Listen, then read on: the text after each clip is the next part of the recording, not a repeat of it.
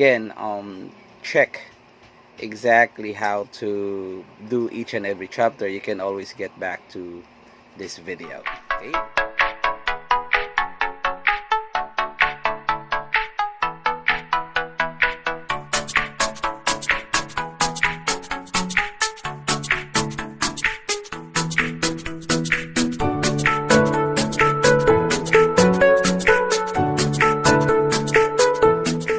Hi, good evening everyone. So welcome to my channel once again. And for today, we are going to talk about the business plan template. So I'm going to discuss each and every chapter of the business plan for you guys to have a thorough or clear understanding about the proposal itself. Okay, that if you have any question or you have any clarifications or you wanted to again check exactly how to do each and every chapter, you can always get back to this video. Okay, once again, this is Propron, and if you're just new here, I hope that you are able to subscribe and click the notification button so that you will be updated with all of the business video that I'm going to upload. Okay, so to start with, so the template itself has different chapters. This includes the appendices, and which is up to chapter 9. And for today, we are going to discuss, as I've mentioned, this one, each and every chapter. Okay, for your understanding. All right. So to start with, we have here chapter 1. Actually, it's the executive summary. So you don't have to. This is the last activity that you are actually going to do, because after you finish from chapter 2, 3, and to 8. After you have everything, you conclude what is best, you have done everything, all the studies, all the strategies, then it's time for you to do the executive summary. The executive summary talks about what's the business itself, what are you going to do with the business, how are you going to run it, what strategies are you going to use, the different marketing strategies, pricing strategies, distributions. So all of those must be seen, on this executive summary. So which means that executive summary, when somebody read your proposal, will able to understand exactly what are you trying to propose. Okay, once again, this executive summary should show it's like a summary, it's like not summary, but it's like an information of all of the things that you are going to do with your proposal.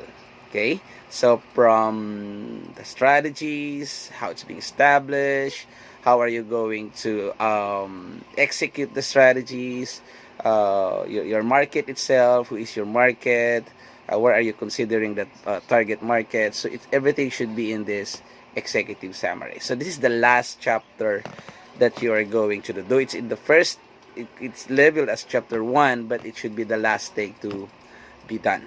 Okay, now let's go to chapter 2 of the business template.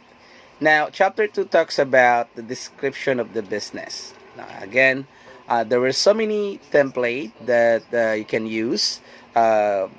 Each and every maybe professor or maybe entrepreneur has their own way, has their own template, has their own guide. But for me to establish a business like what I normally did, we have to follow the template. Okay, so in chapter 2, under this description of business, we have first the name of the business.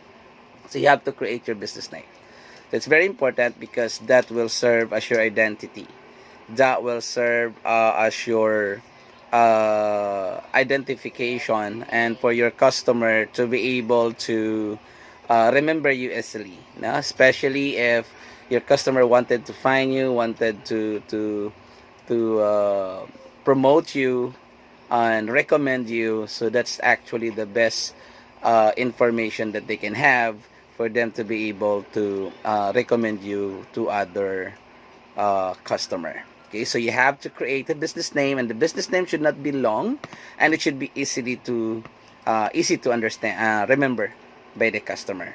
Now, if you could create actually a name that would be as can be immediately associated to the type of business that you have, then that would be better.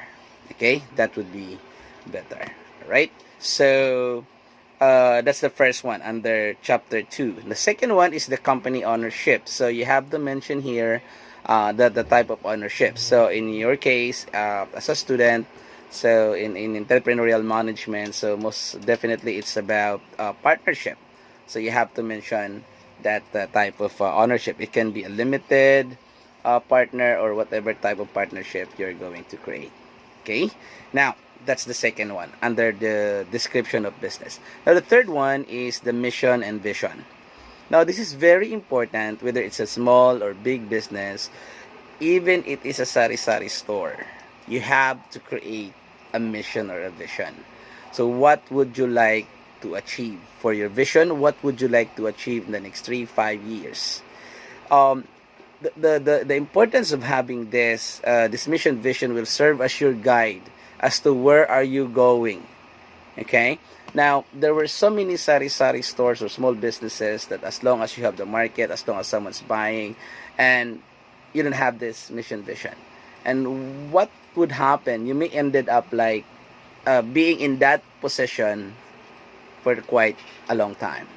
So it's like the business is not growing, the business is not improving because you have no vision that you are looking at.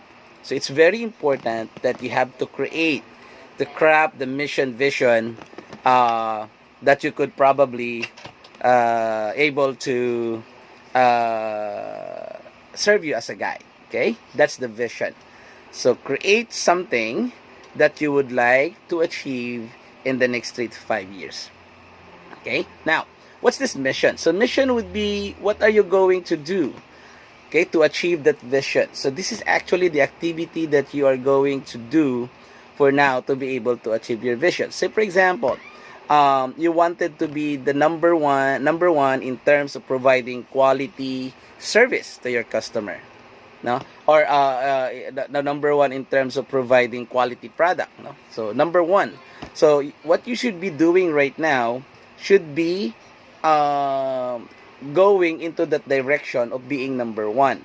So you have to create a quality product. You have the product, the service that you're going to deliver should be giving, quality to the customer, so that in the next 3-5 years you're able to achieve your vision of being number one.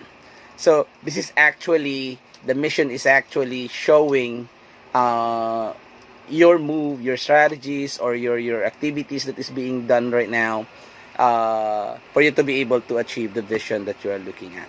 Okay, let's say for example, as a student, you wanted to finish your education. So that's your dream in the next 3-5 years or 4 years. Now what you should be doing right now, let's say for example, you study hard, you attended the class regularly, you cooperate with your group. So that's the mission that you're going to do in a daily basis or in every class, no, that you have. Because once you do that, which means that leads you to achieving your vision, which is to finish, which is to achieve or to get, a degree, and somehow also eventually have a good job. Okay, so create that one. You have to talk as a group. Okay, if you are just, someday you wanted to create a business, even it's a small one, you should have to have established that mission vision. Okay, then now where's the goals and objectives, no, that you are creating? So you also have to create and develop such. Now goals and objectives can be what we call this a thing that you're going to do. It's like a division, no? You're going to subdivide each and every activity.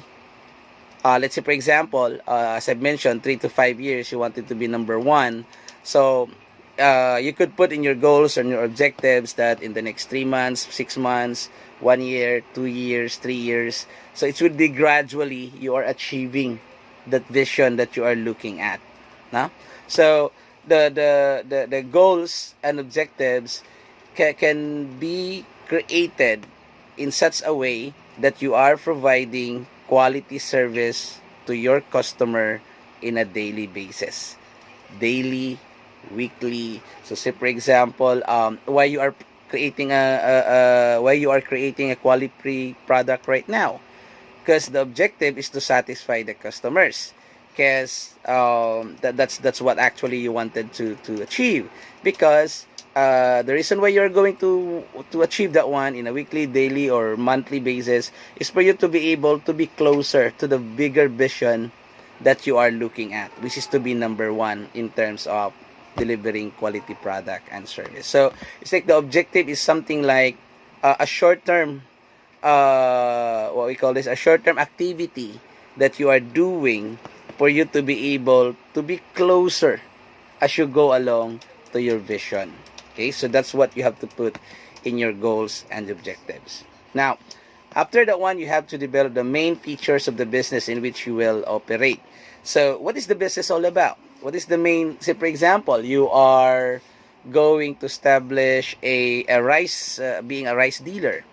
Okay, so what's the main features of your business? So are you just for display? It's just for consumptions for passersby, or are you going to be the number one retailers in the area? Let's say for example, you are catering some restaurant, you are catering some hotels or something like that. So what's the main features of your rice store? Because this will exactly tells you or your customer that this business has something to offer to us. Okay, so what's the features? Anong features meron? What's the main features of that business? Rice store lang ba talaga yan? Or it's a general merchandise? If it's a rice store, how it's being, how it delivers service or product to the customer. Okay? And then, of course, you have to establish your company strength and competencies. So you have to identify right now. In your case, since you conduct a survey, as what I have instructed you to do on my previous blog or my previous video, by then, the strength right now can be considered as you're able to identify the needs. Since you craft the right question, so your strength right now can be one, your expertise of handling business, since you're a business student.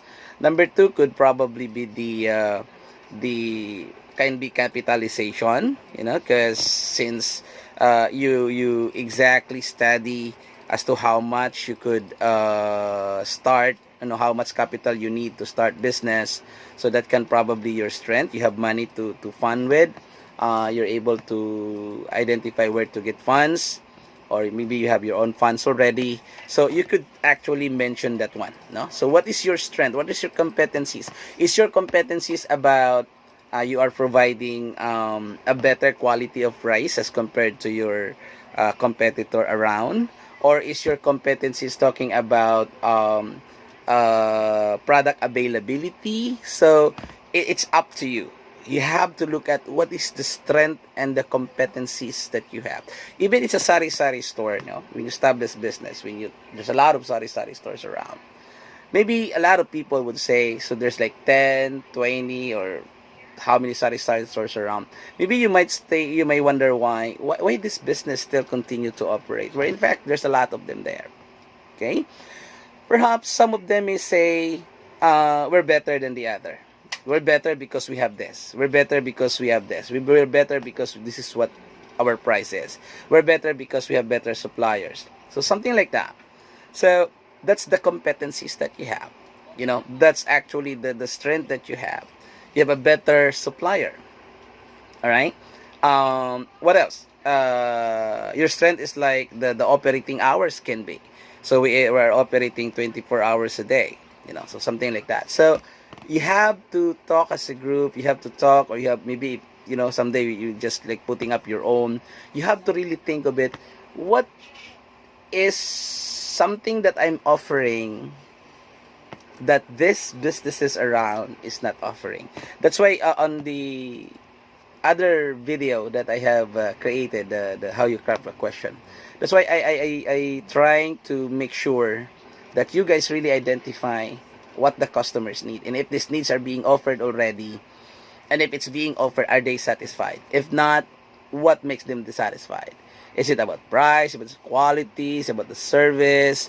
Is it about product availability? So, if you know all of this, that is considered your strength already.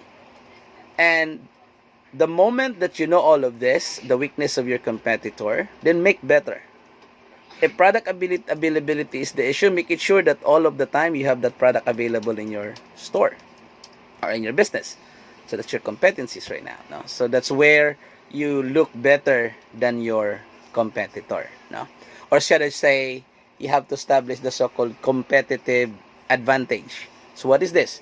What is this competitive advantage? This is something that you have but others don't have. Okay? As I keep on mentioning, do not settle by just having a comparative advantage wherein both of you has the same thing, and then you would say, I'm better than them. You know, they are selling this rice. I'm selling also the same rice, but my rice is better than them. No, do not just settle into it. Your main features can be a source of your competencies.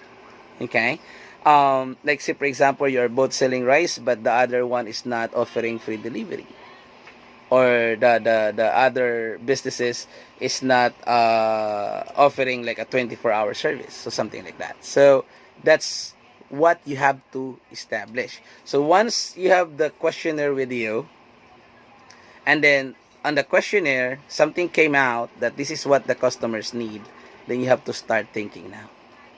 Okay, you have to start thinking now. You have to understand what would be your strength now based on that questionnaire that you have.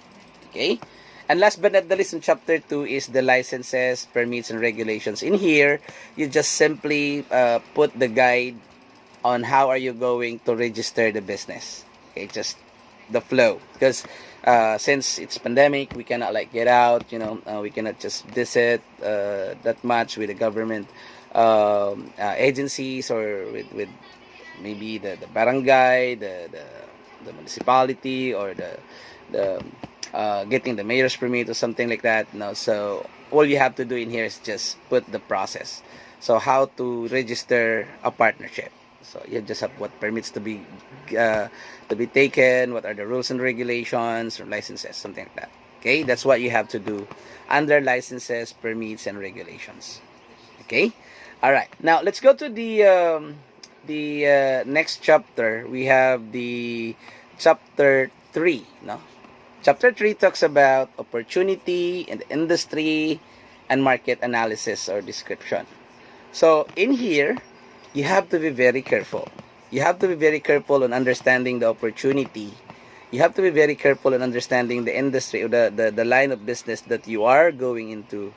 And you have to understand the market itself. A lot of things that we have to consider when we talk about market analysis. And we are going to talk about this one at a time. Okay, now let's talk about opportunity.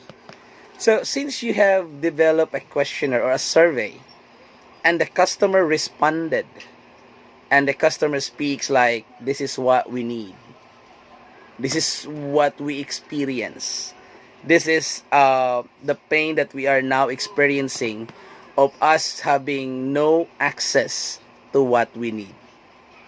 Or maybe they have access to what they need, but they are really having hard time having it because of a high price, or maybe because of the one that is offering it, the product is not available every time. So a lot of things that you may discover when you do a survey before you put up a business. Remember that. That's why it's very, very important that you really have to craft that question. And since you have that already, so under opportunity, in this opportunity, it mentions that since the customer now speaks on what they need, the pain that they are experiencing because of not having the product within the area, now you know the gap. So the opportunity, for you to be able to identify the right opportunity, you have to understand the gap. What the customers need, what is being offered, and what is available. Now, is offered, what is being available. So this is their need, this is what being offered, these are the services, these are the prices, and so on. And you have to analyze that one with what the customers needs. Now, in between that, that's the gap. The best thing that you can get the opportunity is to come into that gap. Fill the gap that the customers are experiencing. Okay? Say, for example, if the product that they need is available, like, they have to travel like an hour. This is an example. So the gap there is like, before they can get into their need, they have to travel an hour.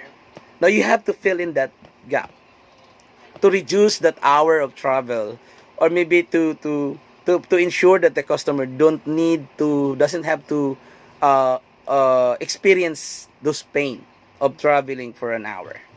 Okay, that's the best thing that for you to be able to identify the opportunity. That's the first one. What's the issue? The gap that the customers is really looking at, that something has to fill into it. Okay, now say for example, as I've mentioned, it takes you an hour to travel. Okay, that's actually being discovered, being shown on the survey. Okay, so the opportunity now is for you to be able to fill in that gap. Okay, customer, don't worry, you don't have to travel for an hour, you don't have to travel for quite long now, because I'll be offering this business to you. Or say for example, it's at the travel time, it's available within the area, but the customer says, you know what, I'm really, a lot of them offering, but the problem is the price. It's too expensive, all of them. So there's a gap now. Talk about price. So you may try to analyze those. Now, you will be able to understand all this opportunity by just looking at the simple survey that you have. Okay. So once the gap is being identified clearly, then, as I've mentioned, fill into it. Fill in the gap. Because that's the best opportunity that you could ever have. Because it's coming from the customer itself. It's coming from the customer itself. It's coming from the customer itself, and you have to make sure that whatever they say, you listen. Because once you listen, you fill into that gap, so now you're getting the right opportunity. Come to think of it, that why customers doesn't buy your product if they say this is the need, this is what they need, and this is the problem that they're encountering for them to be able to get that needs. Okay, so in this chapter 3, you have to, under opportunity, you have to explain and discuss and show the exact opportunity that you're able to get out from the question that you have crafted. Okay, so it will be coming from there. Now, industry.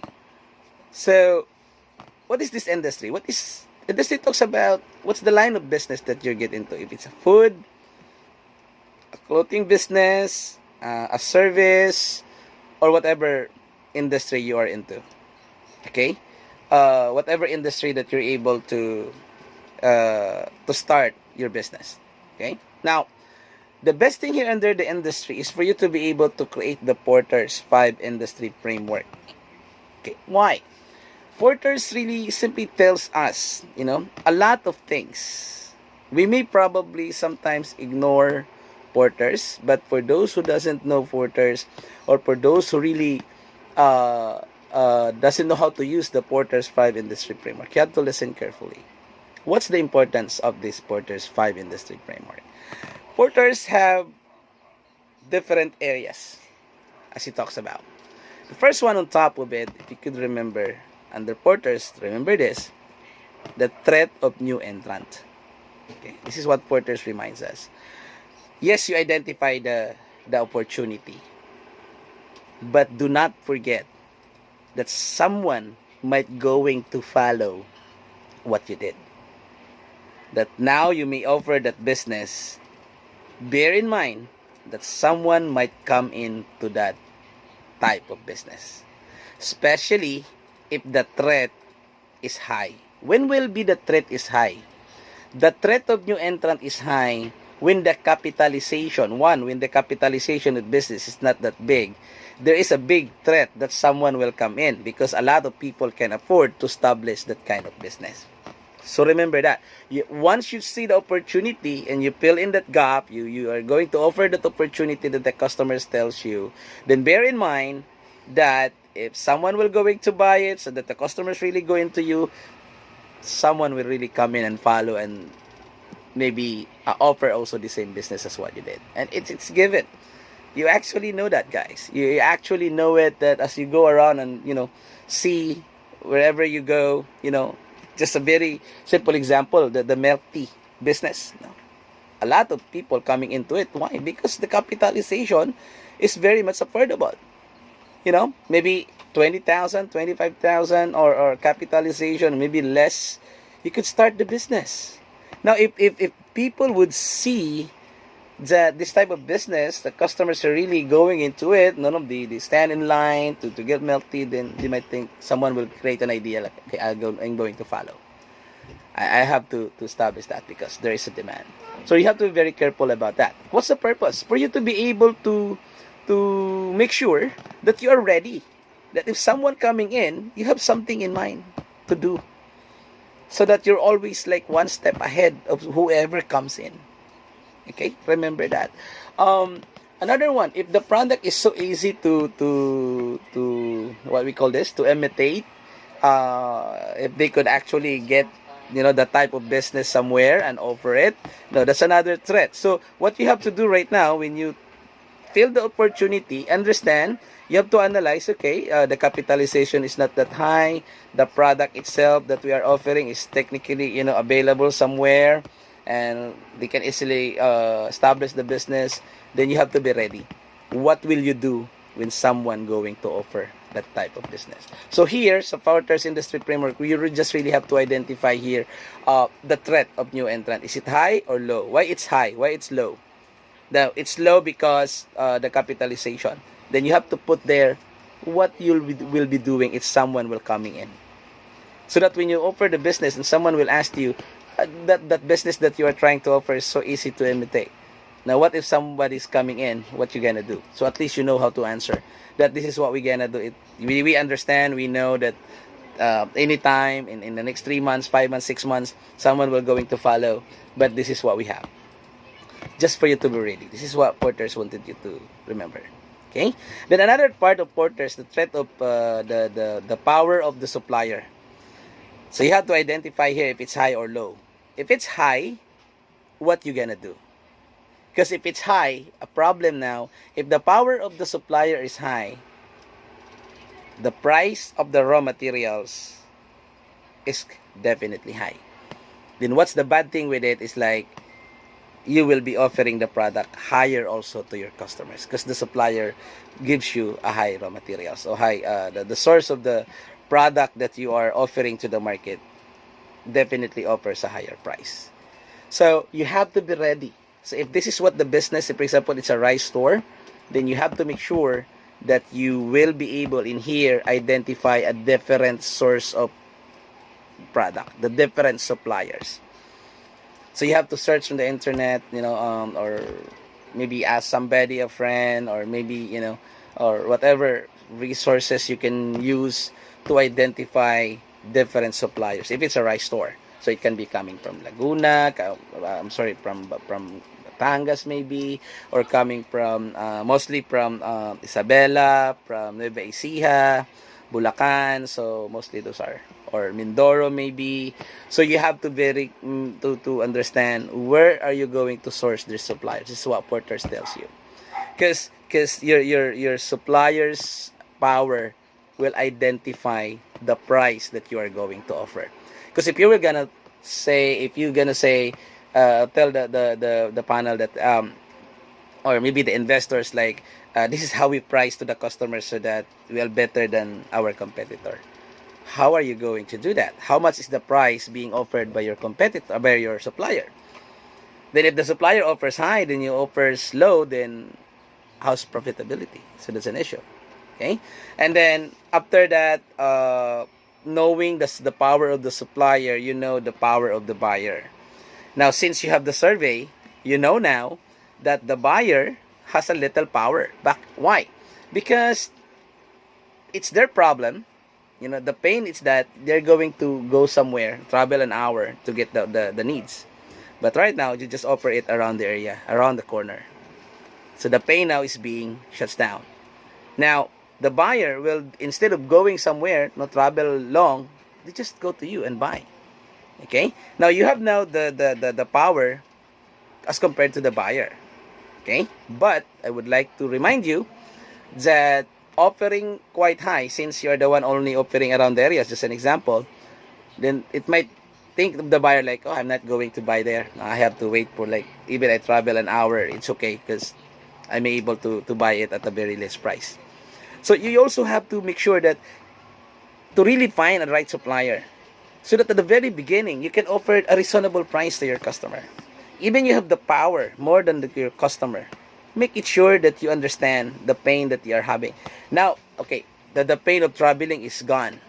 Now, the pain that the customer now experiencing is the price, because you price it high.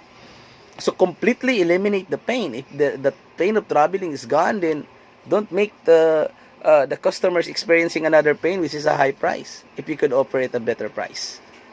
The secret, make sure you have a better supplier. And of course, down at the bottom, the threat of substitute. Okay, so whatever substitute is offered around the area, you have to make sure, no, that the customer would understand what you are technically offering. If it's a rice store, what's the substitute? Okay, you have to really identify that. So you have to identify, say for example, you're opening the rice store at in Manila. So what are the substitutes? You have to identify, so that at least you know, and you're able to immediately adjust on what you can do with this substitute. So with this industry, you know, Porter's industry framework within here, you really have to make sure that you analyze the Porter's 5 industry framework. It's not that you just put it's high or low. No. If it's high, why? What you gonna do? If it's low, why? Then what you gonna do? You always have something. Now, if the price of the supplier is high, why? You have to identify. Packet. Why it's high? If it's low, why it's low? Okay, you have to explain. Now, if it's high, what you gonna do? I've mentioned to you already. Okay?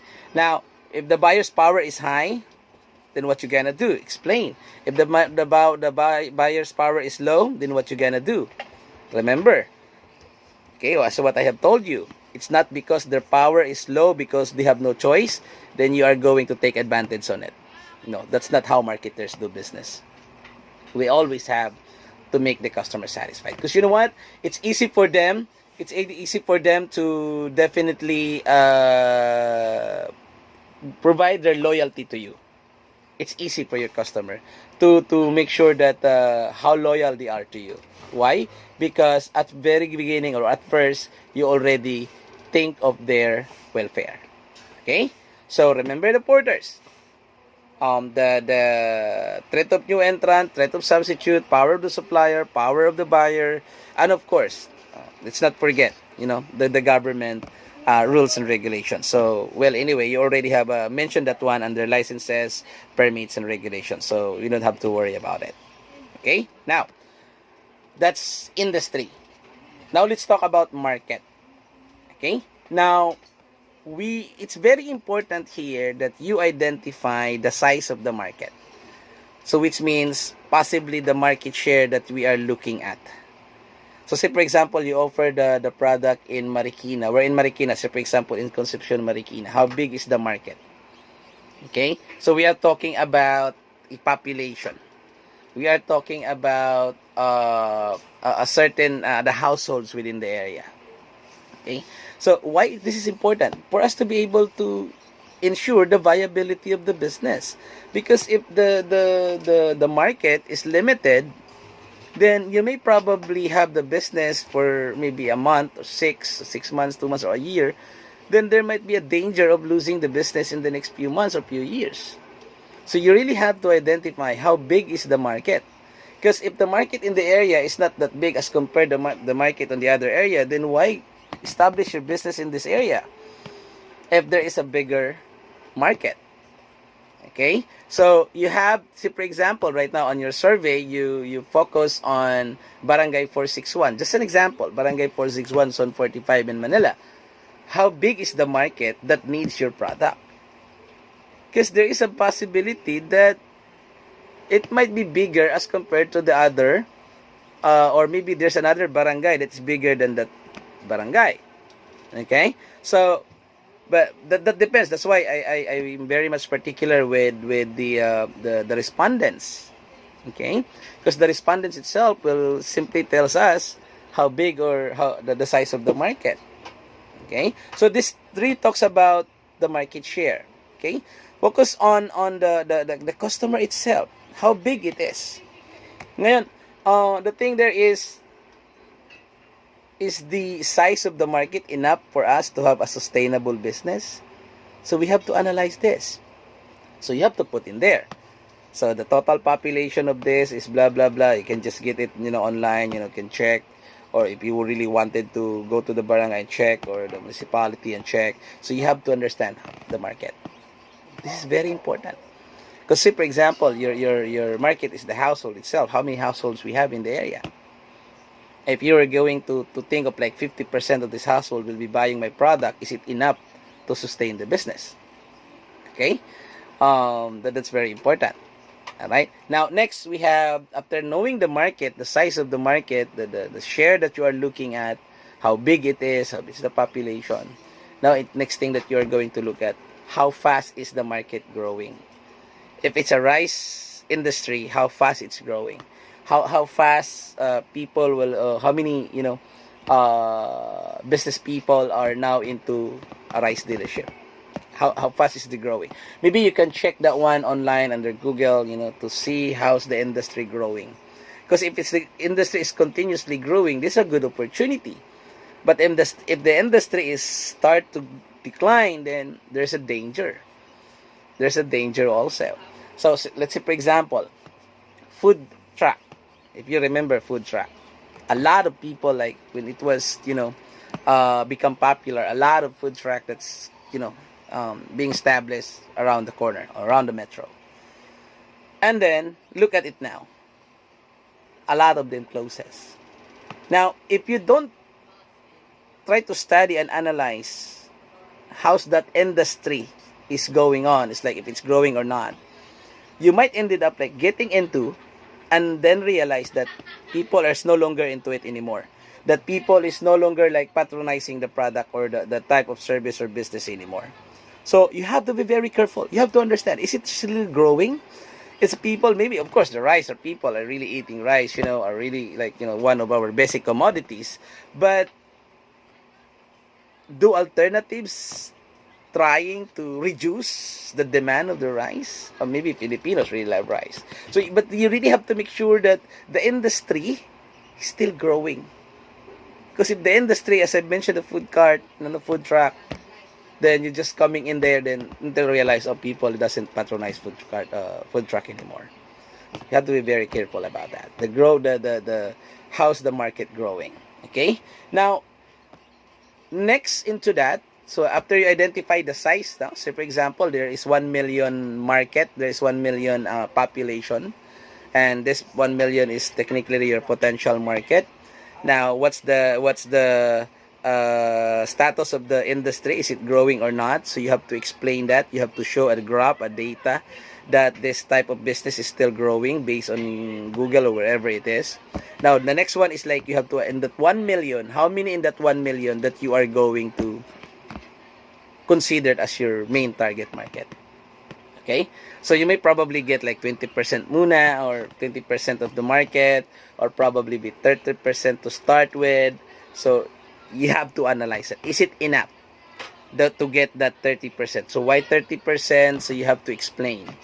Okay?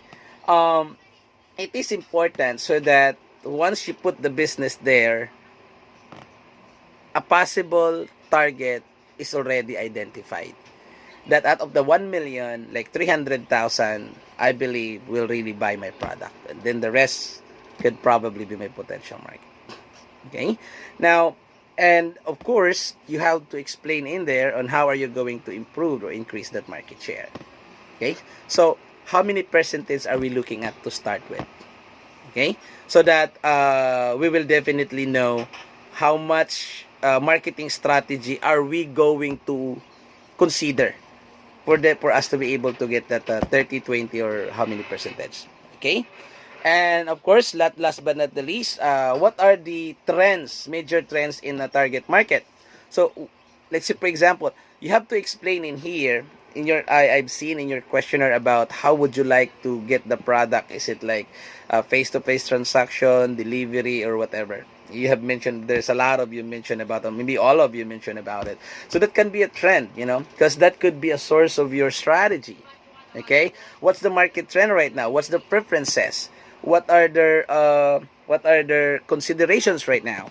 Remember, guys, in a book we are being mentioned about segmentation, geographic, demographic, and so on. Those are how we segment the market. But do not forget, after you know those segmentation, do not forget that there were customers that can also be segmentized based on their preferences.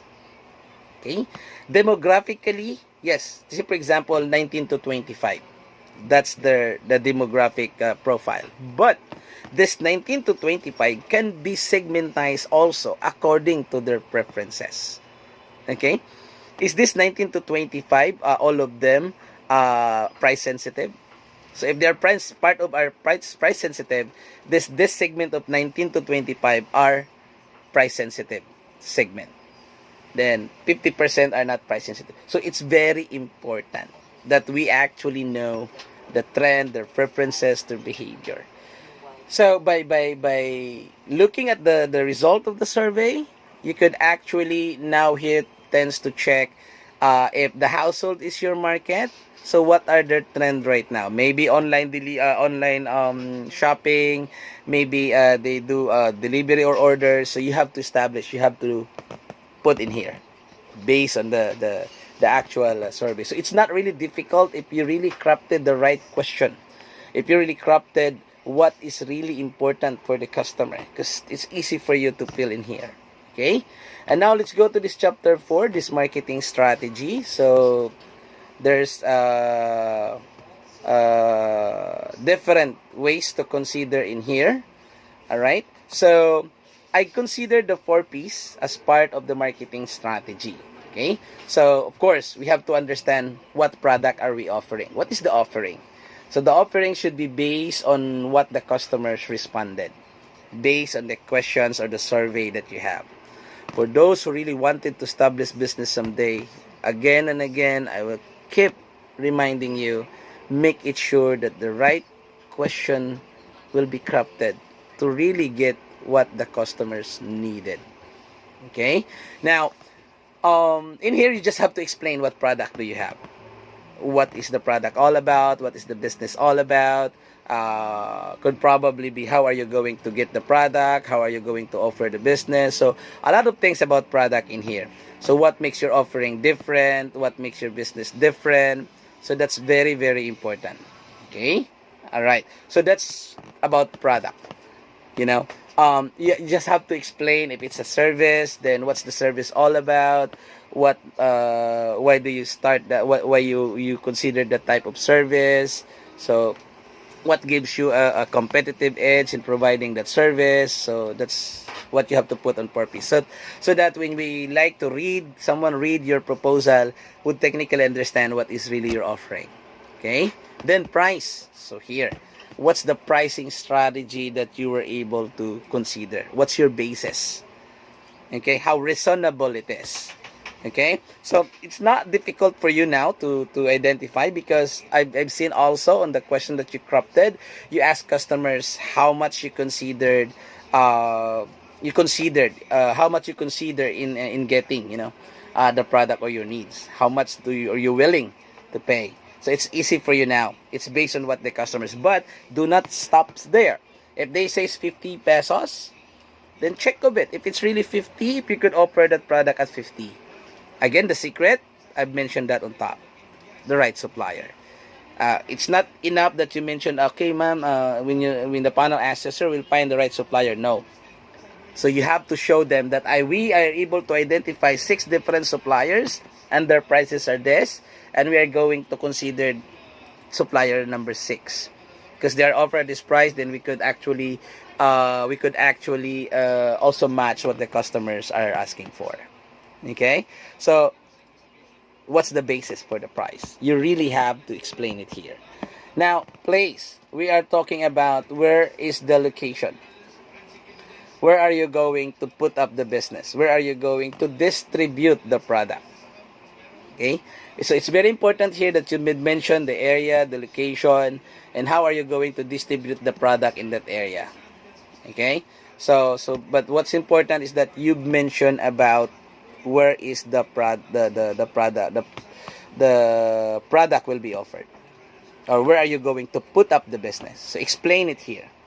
Okay, now in terms of promotions, so in here you just have to make sure to think if it's really needed at the very beginning, because sometimes when we establish a business, we spend too much in marketing. That's normal naman. That's actually okay and acceptable.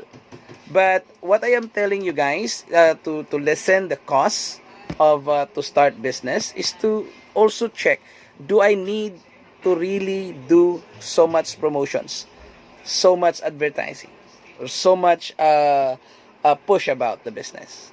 Do I really need it? Since that what I am offering is what they need, do I really need so much promotions? Kasi minsan, I've noticed when I sit down as panel, I've noticed that you spend so much on advertising, but the thing is it really needed? Is it really needed? If you could see a lot of big businesses from there, a lot of product offered in the market, but do you think, or were you able to see this product in advertisement? Do you able to see all of this product that you see around in an advertisement or in a promotion? No. Because you have to analyze if it's still really needed, considering that you already asked them and they said that this is what they need. Maybe the thing that you may probably need here is just to inform you that, hey, it's already offered here.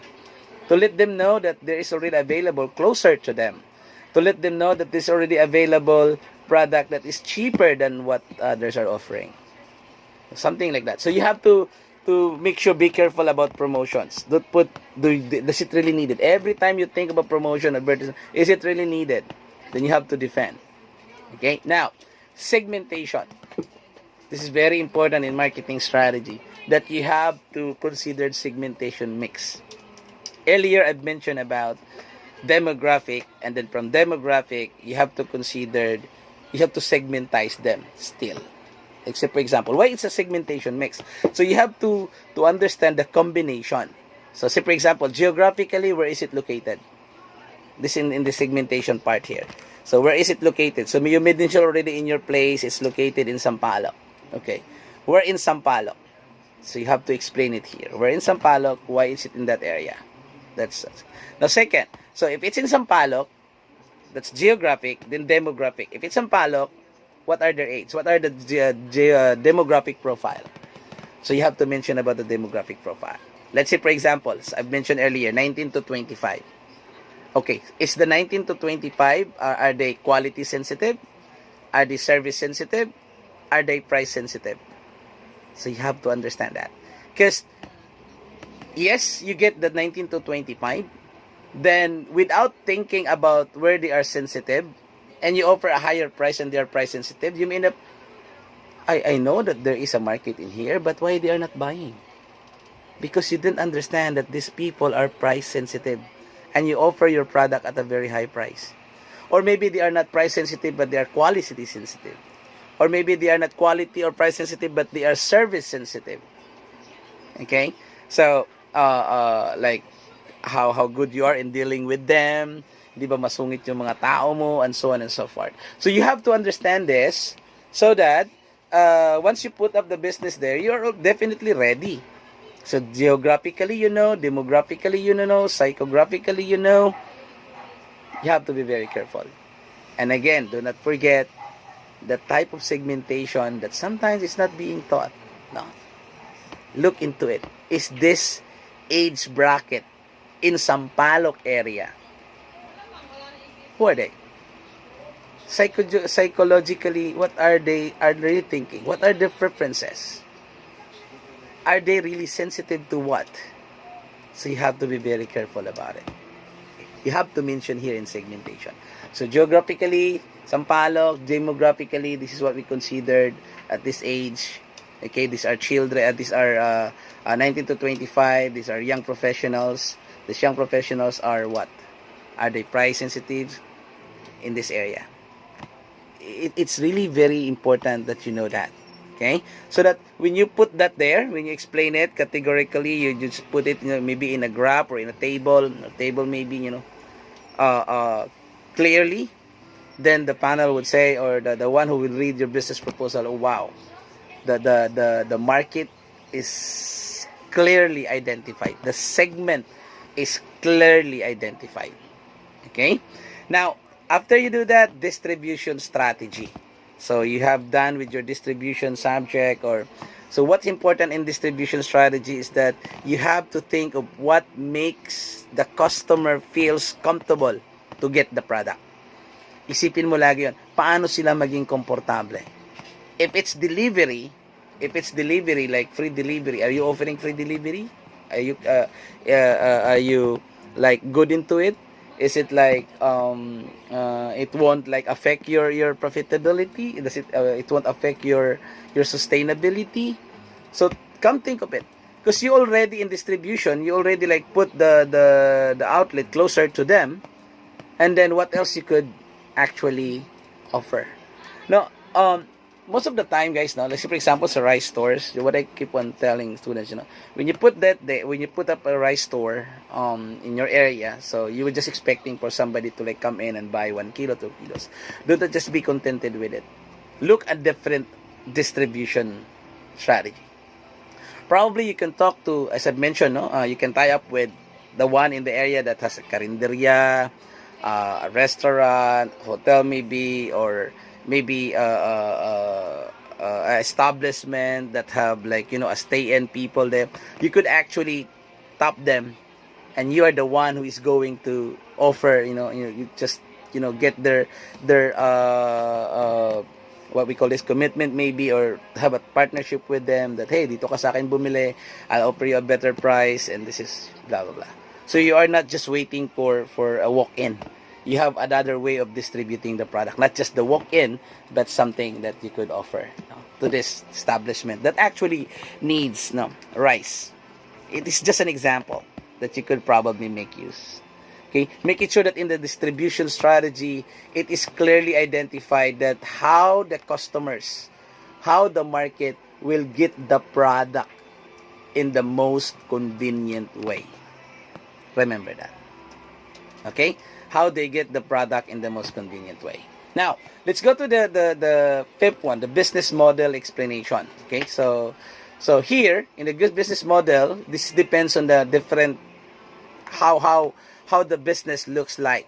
This is actually like a summary of what you have from the beginning, from chapter 2, chapter 3, and everything that I have explained. Okay? Now, in here, you have to explain how are you going to find supplier. So you just have to expound what you have mentioned under porters. So sa porters, diba, you mentioned about the power of the supplier. Why it's high, why it's low. So it's high because there are only few suppliers. Then what you are going to do. So I have to find, maybe you did mention I have to find different suppliers. How? Okay? So how are you going to find the different suppliers? This is what you explain in here. How you find the right supplier. Earlier I mentioned you can search in the internet. Maybe you could go directly to the wholesaler of the rice, or maybe you could go straight to Isabela to get the supplies there and bring in here in Manila. So you have to explain that. How are you going to get that supplier? Okay? Now, next to it, after you explain how you get the supplier, how you consider the value of the product or the supplies that they are providing to you. Okay? So you have to make sure that you explain that this is how I get suppliers, and these are the considerations in terms of product quality that I'm looking at. So you have to mention it here about the quality of the product, the service that they can provide you, the flexibility, or everything about the supplier.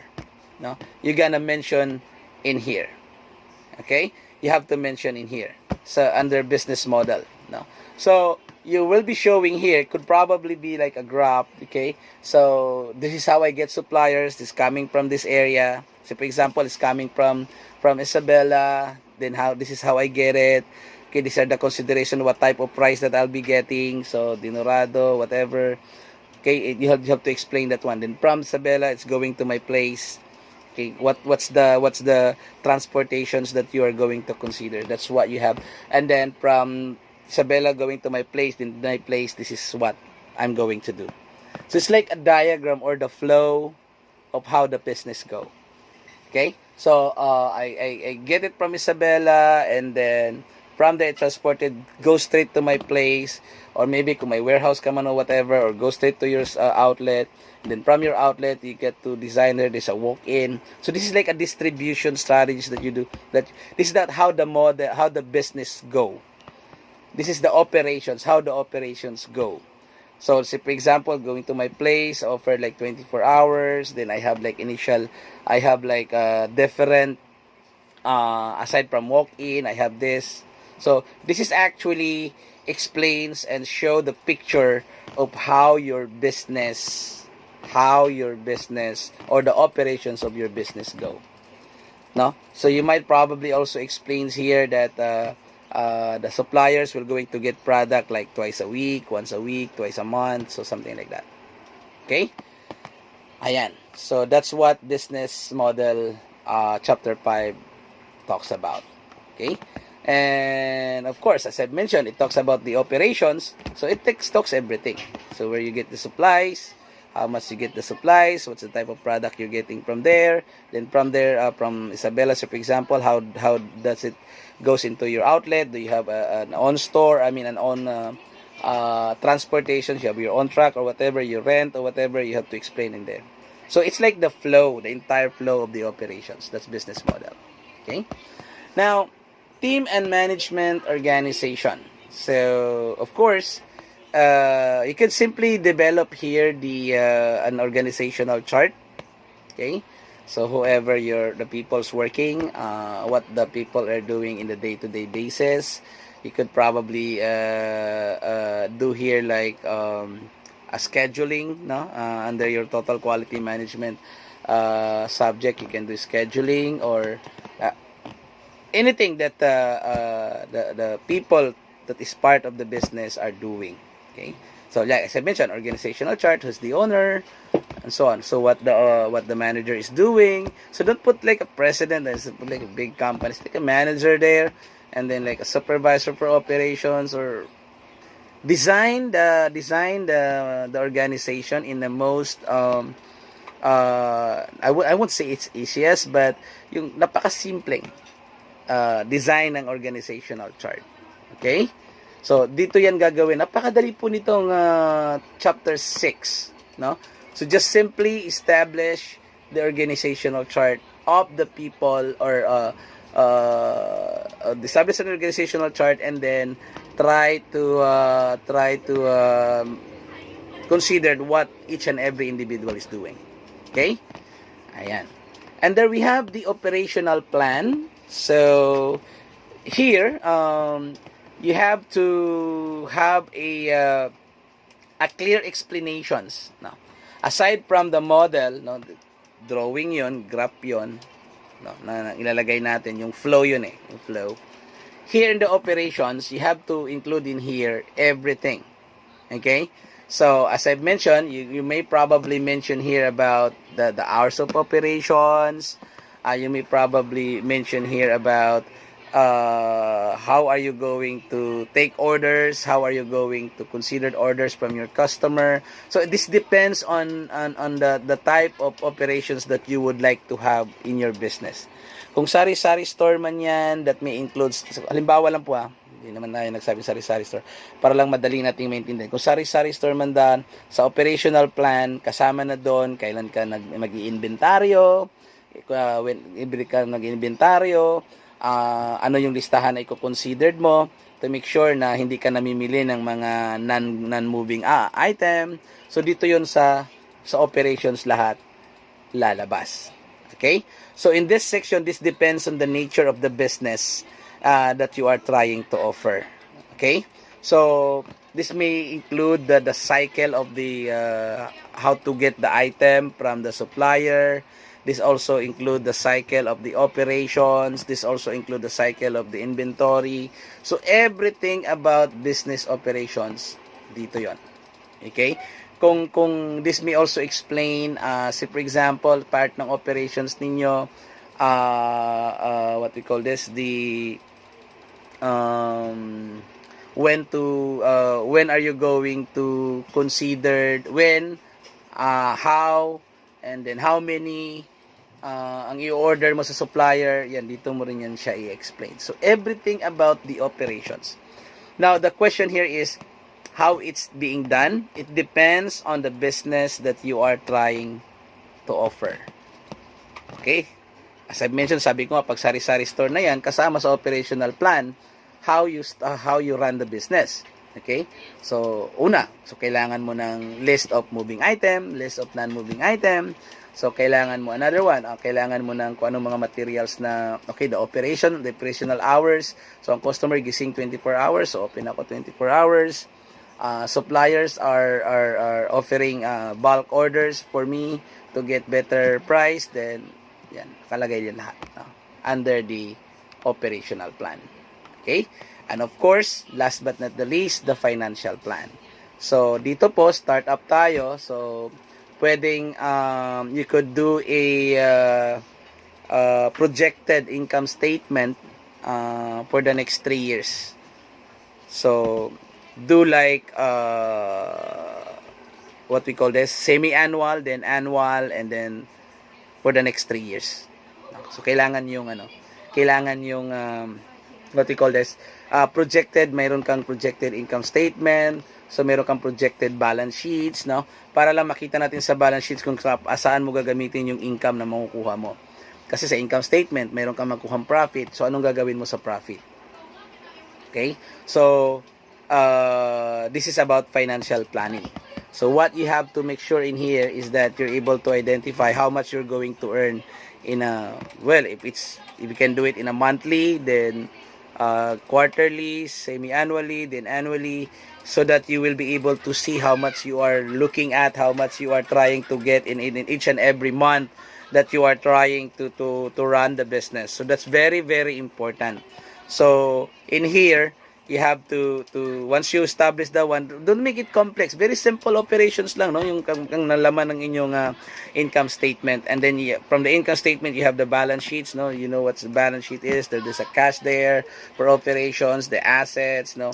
So the income that you have, how are you going to do it? Are you going to do it to improve your operations? Are you going to retain it? So nandun lang yon, no? So what's important here is the balance sheets and the projected income statement. So you have all on the template, you have everything that is needed, and it being explained as well. So this video that I've created is just, to give you a guide on what you are going to do. Again, what matters here is the strategy. Make it sure that the 4 P's is clearly identified. Make it sure that the segmentation is clearly explained. What segment, considered a segmentation mix, the geographic, demographic, psychographic. So it should be connected. So if it's in Sampaloc, we're in Sampaloc. What's the age bracket? And this age bracket, you have to identify if they are price sensitive, service sensitive. It's very, very careful. So that when you create, you know what strategies or what are you going to offer to the market. You exactly know, okay, these are price sensitive, so we have to make sure that we offer a better price. Okay? So that yung pricing reasonable na. So bakit ganyan siya? Price sensitive sila eh. So they wanted to, a very, reasonable price. So, sir, I have to offer this because this is what the customers are getting. This is part of the pain. And for me to be able to offer this to the customer, I already have discusser under our suppliers. So these are the different suppliers that we have, and then we're able to identify that there are suppliers that can offer this one. They have better quality as well, but a very reasonable price. We're coming to them so that once we get the product or the raw materials, or we get the product itself, then we can offer it a very reasonable price to our customers because our supplier offers also a very reasonable price. Okay? So dugtong-dugtong yan, dikit-dikit po. So you have to be very careful by looking into it. Okay? So if you have any question, just get back to this video from time to time so that you can easily able to understand how are you going to go over to each and every chapter. Okay? Alright? So, guys, I hope that you're able to create the proposal, the most viable one. So, and if you have any question, once again, get back into this video. Alright? For those who are not yet subscribed, so please try to subscribe so that you will be updated with all of the business videos that I'm going to upload in here. Okay? So, if you have also wanted to understand how distribution is being done, segmentation is being done, there are other videos already available in this channel. Then you can just get back into it to give you some idea also how distributions can be done.